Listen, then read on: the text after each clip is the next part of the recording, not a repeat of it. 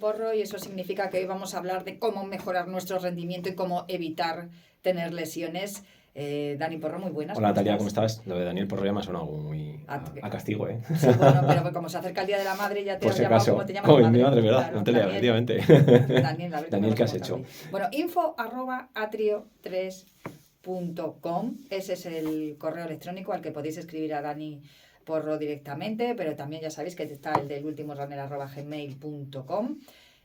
Pero cualquier consulta directa con Dani Porro, info@atrio3.com. Ahí es donde también os atenderá y os puede hasta incluso aconsejar que vayáis a verle en persona y os deje como nuevos.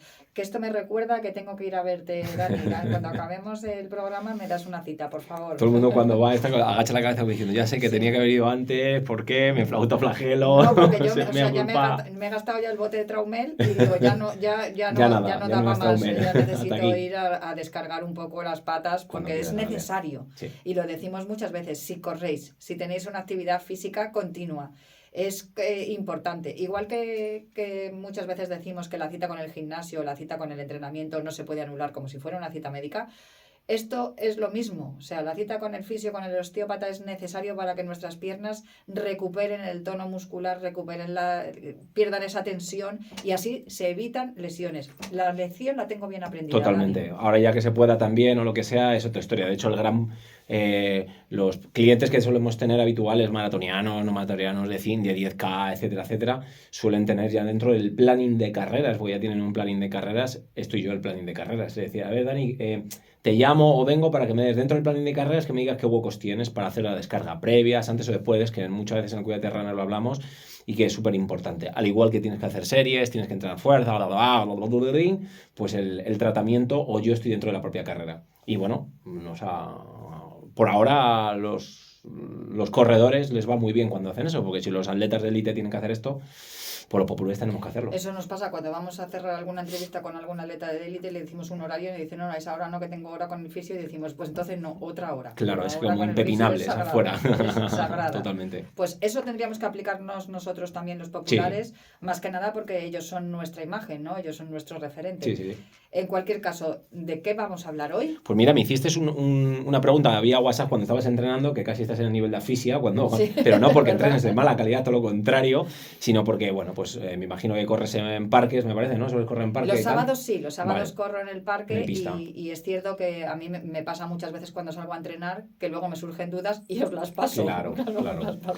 Entonces, la duda esa fue muy buena. ¿Y cuál es la duda? ¿Cómo correr cuando hay alergia, cuando hay mucho polen, cuando hay mucha gramínea? Obviamente, como yo no me dedico a este tema ni soy médico en estos aspectos, siempre lo primero que voy a decir es que cuando estamos en ese estadio ya, sobre todo primavera, que ya empezamos a brotar pólenes, alergias 1000, lo primero es hablar con el médico, que es el especialista número 1, porque es el que lo más normal es que si, no sé si tú lo utilizas, Natalia, pero yo tengo corredores que llevan broncodilatadores o son asmáticos o tienen algún tipo de alergia y tienen que tomar medicación. Entonces, lo más importante al final, yo no digo que sea la medicación, pero si hay un protocolo médico que te exige esto, hacerlo.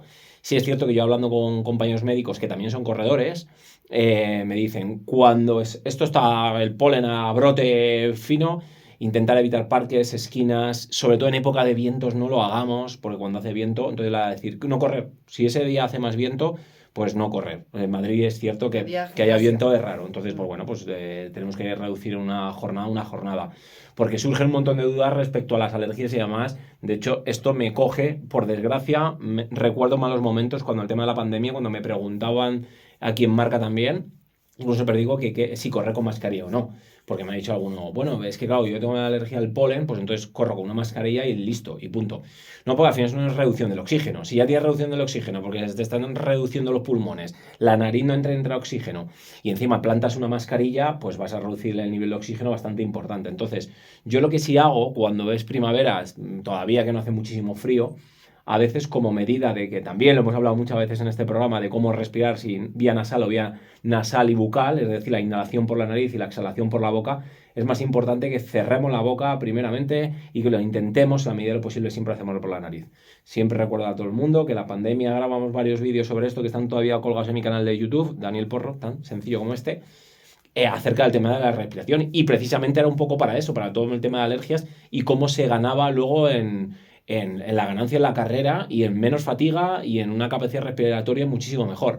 Entonces intenta inhalar. Y hay a veces, yo por ejemplo en invierno, o si ahora todavía es primavera, pero bueno, si hay un poquito de viento, ha salido y de repente se ha levantado viento, ¿por qué no utilizar esa braga para la boca, pero tapar la boca?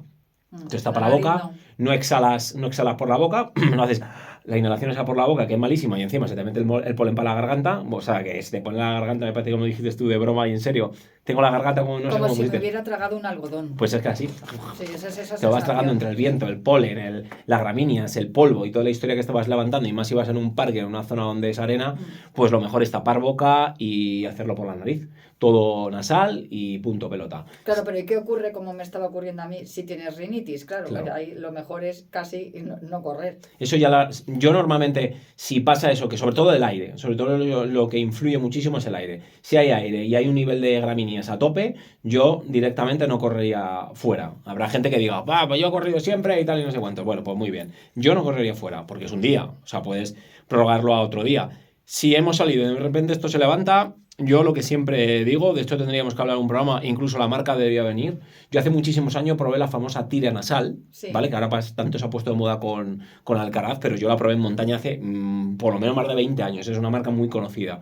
Creía que no funcionaba, la verdad es que abre la fosa nasal, es que alucinas. O sea, no sé ni qué tiene, ni qué hace, ni nada. Debe ser un efecto también como el kinesotape este que ponemos nosotros, la venda de colores, sí. Que determinada forma puesta, de hecho es un efecto acupunturable, porque nosotros hay una técnica en acupuntura que para abrir las fosas nasales es como abrir la fosa nasal desde la nariz aquí abierto, y desde ahí se sustituye también